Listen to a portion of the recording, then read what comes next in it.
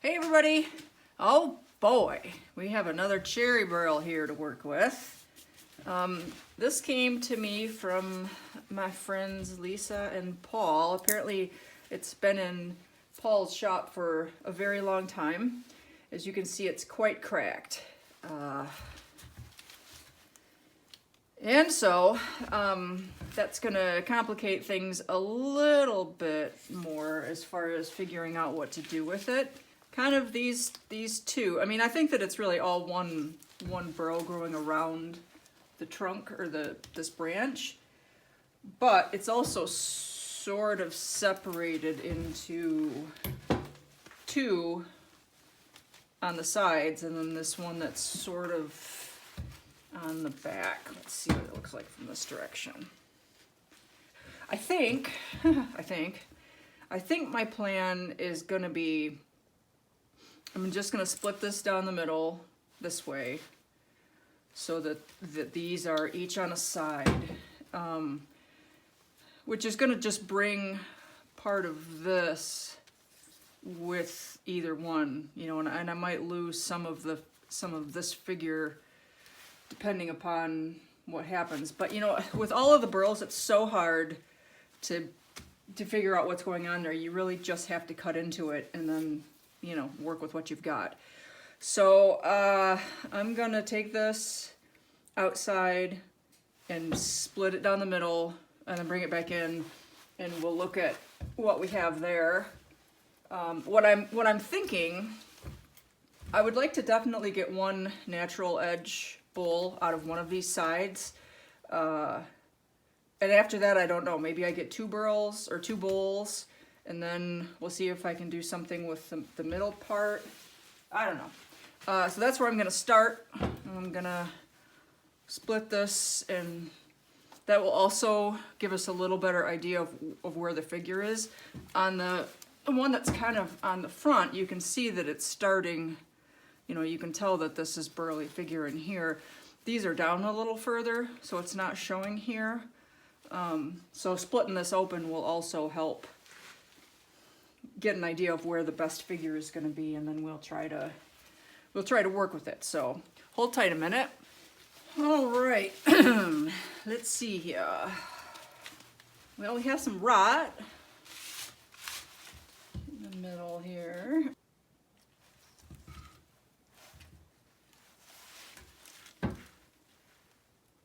I think that the little burl caps are going to be all right to, as far as the cracks go. Now I was wanting to make a natural edge. I might not be able to do that on this one because I don't think I'll get a safe place to mount it. I'm probably going to have to do, you know, a regular bowl with this being the bottom, which, you know, is okay. It'll just be a small bowl with figure, and then I'll see if I can get, I think I should be able to get a 10 in here. So I'm gonna, which one are we gonna start with? Let's start with this side, because this side I'm not so sure about. Take this over to the bandsaw and just cut, you know, the ends off so that I just have mostly the burl to work with, and then we'll mount it somehow. Hold on. This might end up being more interesting than I'm thinking, although I don't know that that goes very deep. I don't see it. Oh, maybe I do see it here. Well, I'm gonna see about going off center a bit.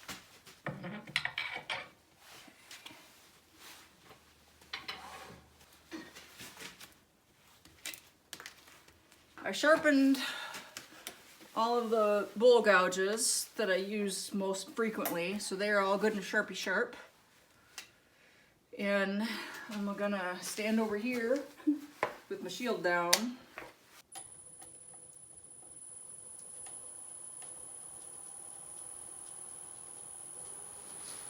I'm gonna start with the 40-40 just because, I don't know why.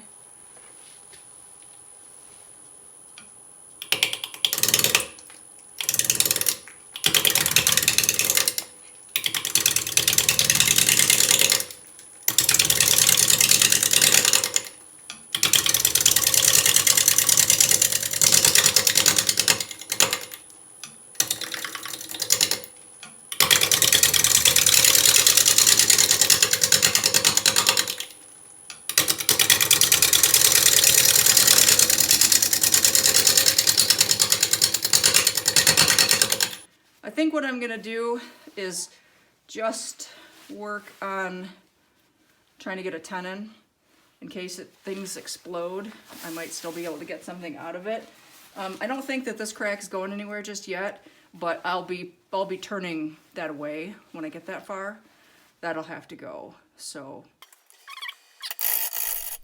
I'm just gonna keep plugging along here and trying to get through to some solid wood. In the meantime, I wanted to tell you guys about a challenge that is going to be coming up.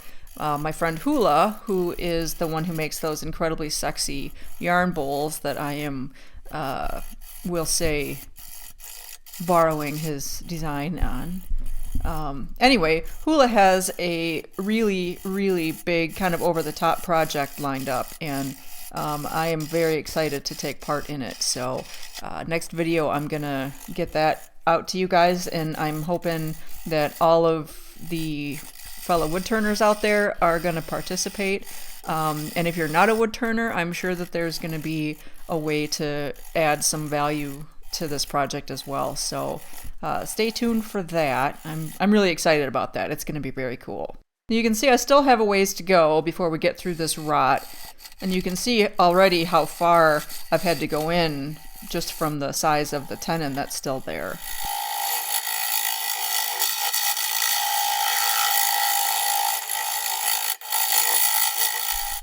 Ooh, we're making some progress here.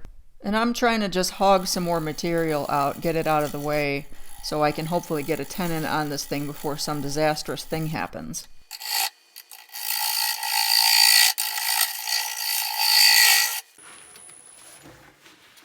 I think I'm going to use a glue block on this.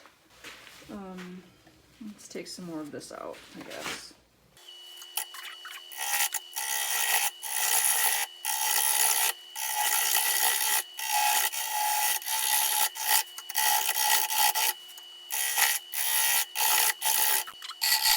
I really like this pointed carbide scraper. This one is the Axe by Carter. I ordered it from AZ Carbide, and I've been really happy with it. It comes in handy for a lot of things.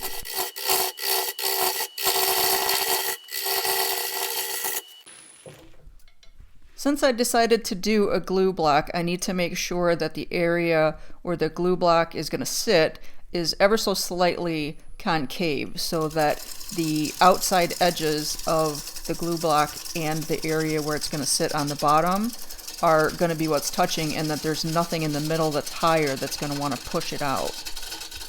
Now y'all know I'm already pushing my luck here, so if you're easily startled, be prepared.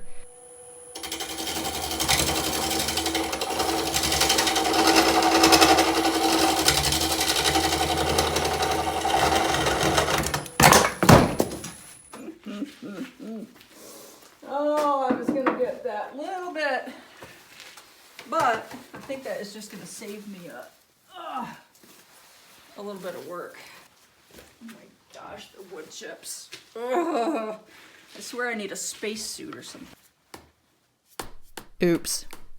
Well, that's what I get for trying to get that close to the little nub that was left. There was not much holding that on there. Now I'm going to make sure that the glue block side is also ever so slightly concave, and that it will fit nicely against the bottom of the bowl.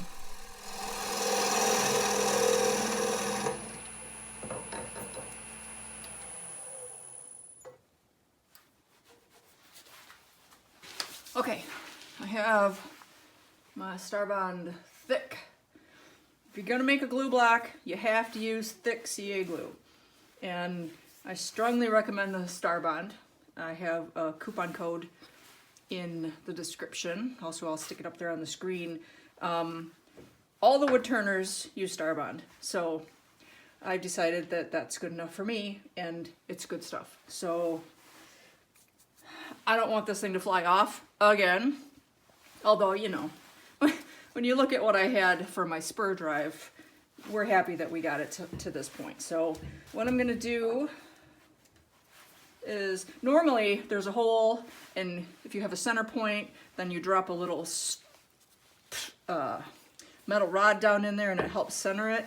I haven't really done anything here yet, so I'm not gonna worry about that.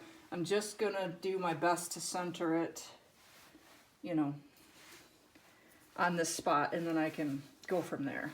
So I didn't have an opportunity to do anything as far as marking that because it came off the lathe, but you know, it happens. So first thing, I'm gonna put a nice heavy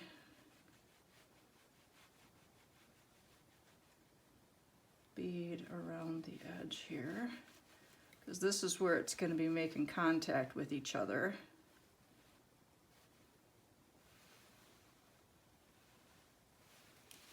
Okay. Just because I can, and because this is kind of a big piece, I'm going to add just a little bit more. Okay. This is a little iffy because if I spray this, once I stick it down, it's going to grab, but I'm going to do it anyway. And I'll try really hard to get it close without screwing it all up. Okay, that's probably good enough. I'm gonna let that sit. I'm gonna go get some lunch and feed the beagle. And then I'm gonna come back and see if we can keep this thing on the lathe. I hope so. It's got some really good potential to be really interesting, but it's very dry and very cracked, so that's a gamble. All right, I'll be back. All right, lunch has been had, beagle has been fed. Let's see if we can keep this thing on the lathe now. And together, because there is always still that possibility that the thing just splits apart. But again, knowing that I'm working with less than a solid piece of wood, I am turning at a very safe speed, likely not go over 1,000 RPM, and I am very aware that I might get whacked at any moment, which is, you know, I suppose that's always a possibility, but even more so when we're doing stuff like this.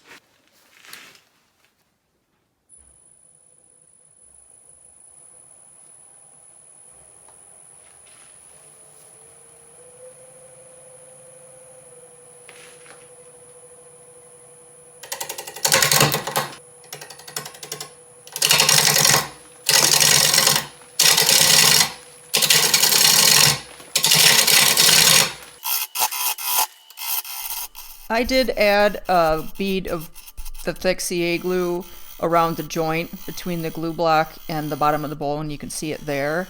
I think a lot of people do that, and I definitely wanted a little bit of extra insurance on this piece just because there's so much vibration because of the holes and the cracks and everything. I could also have gone around the outside with hot glue, but this was just faster and easier for me to deal with on the fly, so that's what I did.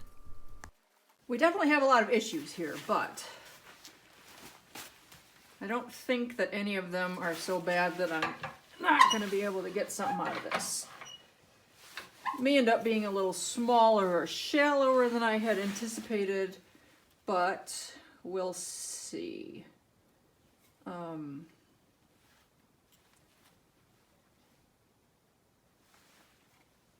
really can't tell how deep that goes. So I think I'm just gonna keep coming in kind of this way and see, you know, see. Because right now I don't see. I don't know what we're doing.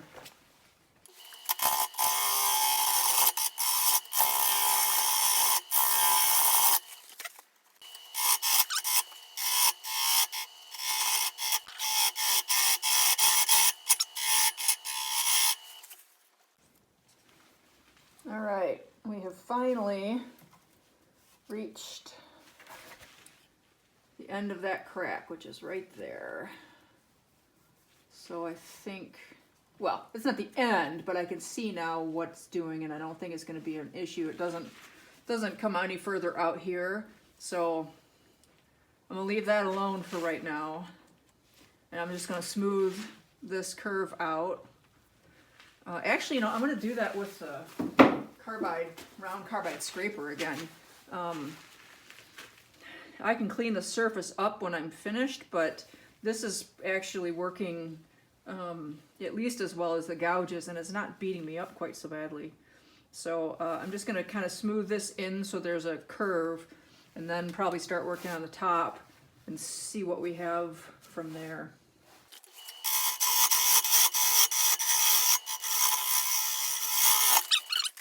I drilled a hole in the center just to get rid of the majority of the rot there.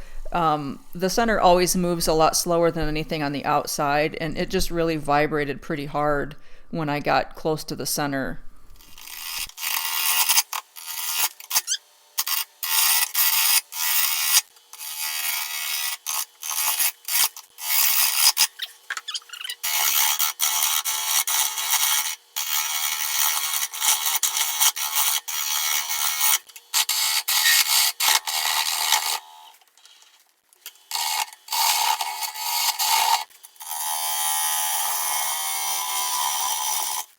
Oh man, look at that crack. It's a wonder that spur drive held on. Fortunately, it didn't go all the way into the bottom of the bowl, so I am going to be able to cut all of that out and not have a big crack down the middle. I used all three of my favorite bowl gouges, and a round carbide scraper, and a pointy carbide scraper on this project, and each one of them served its purpose for whatever it was that I was doing with, and if I was struggling with one of them, I would switch to something else and find that that was working better. You know, generally speaking, a pointy carbide scraper is not something you would use to hollow out a bowl, but this bowl is so dry that I really found it quite efficient, and it wasn't beating me up, and I just went with it. So, you know, if you use carbide tools, don't let the purists tell you that it's not really turning, and don't be afraid to use everything. If something doesn't feel right or you're not getting consistent cuts, try a different tool. It doesn't make sense. There's no reason that they should work differently, but sometimes they do. So because the grain, well, Burl is kind of weird because it doesn't really have the grain per se going in one direction, but you know, this was on a branch growing this way, so what grain there was in the burl is going perpendicular to the lathe bed. So you know, where I do have grain, I'm getting side grain, end grain, side grain, end grain as it comes around, and so it's a lot easier to cut into the side of the tree and get nice big ribbons like those, you know, when you're doing cutting versus cutting into end grain and getting chips. Now, this is super dry, so I'm not getting, you know, I'm not really getting any shavings even when it's cutting properly. But I'm making these little steps cutting back this way, which means that I'm cutting into the side of the tree rather than going this way, which is going to cut across end grain, side grain, end grain, side grain. The only thing you have to be careful of is when you're doing this, you have to stop before you hit the one before it, so that it doesn't catch the gouge and get a catch. So you just have to kind of make these little steps, and then when you go across, you're really just cleaning up these ridges, and it's, generally speaking, less hard on the body, and you know, you get a cleaner cut because you're not taking a whole lot of material. Clearance was the word I was trying to come up with. Lyle Jameson and I believe Sean at Worth the Effort Woodworking both have really good videos on that little step cut, and I think sometimes they also call it back hollowing. So I will try to remember to put links in for those, because it's really a pretty quick way to hollow out a bowl. And I did not explain it very well here.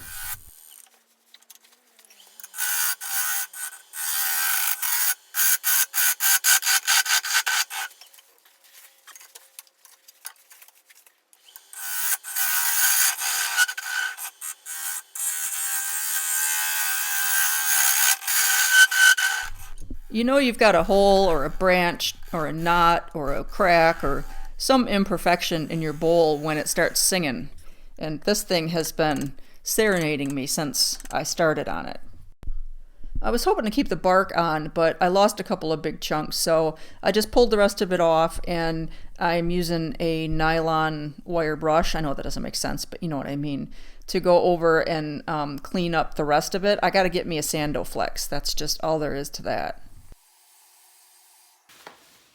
All right, I took a little hiatus and took a little poll, and everybody said torch it, including the future owner, so we're gonna torch it. And then we're gonna put some shellac on it, and then I'm gonna try out Brad's Tung Honey, which is a different kind of ratio than his tongue wax, and it's used more for off the lathe projects. Man, I can't talk. So that it really has an opportunity to soak in. So I'm not going to do any abrasive paste or anything on this. There's just too many cracks that are sharp, and it's just not gonna work out. So I'm gonna just torch the rim. I think I have all the bark off. There's probably gonna be little fireballs here and there from, you know, where I haven't quite, like, I'm not sure what's gonna happen here. But we'll see. Got my safety glasses on. Got fire extinguishers handy, just because.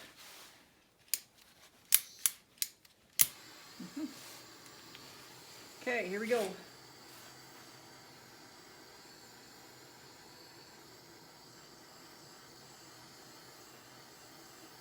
Ah, cherry smells so good. I used an old toothbrush to kind of knock off the charry bits that weren't firmly attached, and then I went over it with denatured alcohol on a paper towel and kind of wiped off what I could get. Then I applied a coat of shellac, and I let that sit overnight. The shellac on the rim was a little too shiny for my liking, so I have a maroon Scotch-Brite pad on the sanding disc, and I used that to knock back what I could reach with it. And then I used, I think this is a gray one, but they're close to the same grit, a gray Scotch-Brite pad to denib the inside, outside, and whatever else I couldn't get on the rim. All right, I'm gonna use Brad's Tung Honey. I usually put his products on with a paper towel. I use these white shop towels because I just didn't like the blue ones. But he said that he likes to put it on with a white Scotch-Brite pad. So I happen to have some of these. I cut off just a little chunk. And now I've been storing all of my finishes in the refrigerator to help keep them from going off. So this might be, it looks pretty liquidious. It might be a little thicker than normal, but that's all right. So I'm just gonna dunk it in there. Get me some. I put on a pretty healthy coat, and I scrubbed it in all the little nooks and crannies. And I bought like a 50 pack of cheap paintbrushes from Amazon, and I used those to help get in all of the little rim spots. I let it sit for about 6 hours, and I came back and started to buff it just with a paper towel. And Brad, dude, I like the Tung Honey. Absolutely, thumbs up, yes. Very good stuff. I'm really, really pleased with how it came out. So, yay. I'll have a link to Brad's Etsy shop down in the description box if you want to get yourself some. I have a foam polishing pad that was part of like an automotive polishing kit from Amazon that I went over it with and just buffed it a little bit. And now is the scary part. We're going to try to part it off the glue block. And I decided after I started that perhaps I better put something cushy down just in case something goes disastrously sideways and it comes off the lathe again. I'm using the pointy scraper to make myself a little clearance hole for my thin parting tool. I also burned my logo on it with the laser, so that's very cool. I was excited about that. I probably could have gone a lot farther with the tools, but I chickened out and decided to just cut it off with the saw. No more pressing my luck at this point in the project. Oh man, you know I'm happy about this one. I just love me some cherry burl. And this in particular is so cool. I love the sapwood. I love the sapwood with the heartwood. It's just fabulous. So big thanks to Lisa and Paul for the burl. This one's going to be going to them, and I'm going to see if I can do something with the other half. I know this video is already really long, but if you're so inclined, I invite you to stick around for conversations with Bailey. Enjoy.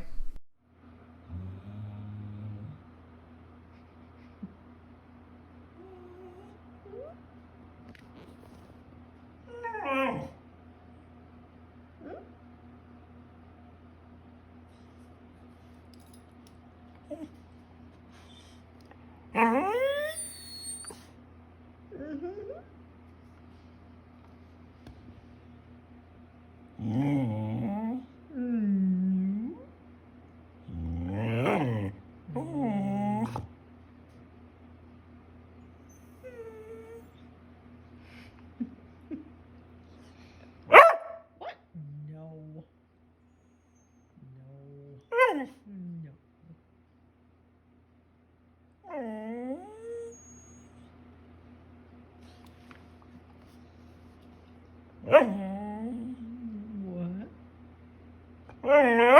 No barking.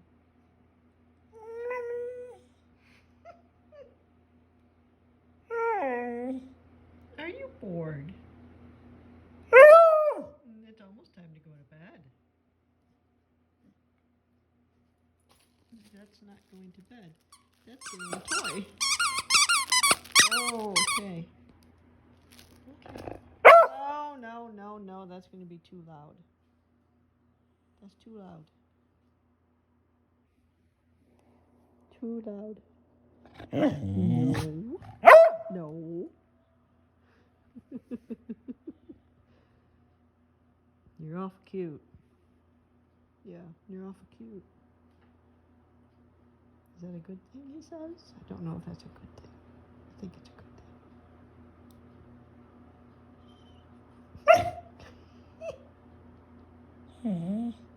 Ooh. Yeah.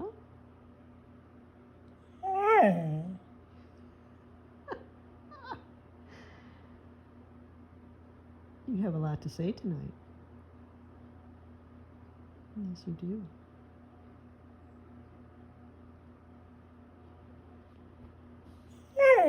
Yeah. Oh, dear.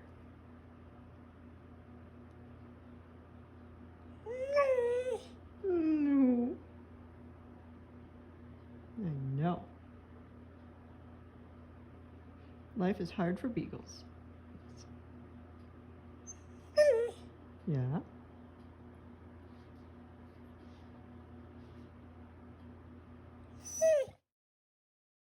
Thanks for watching. Y'all be safe out there.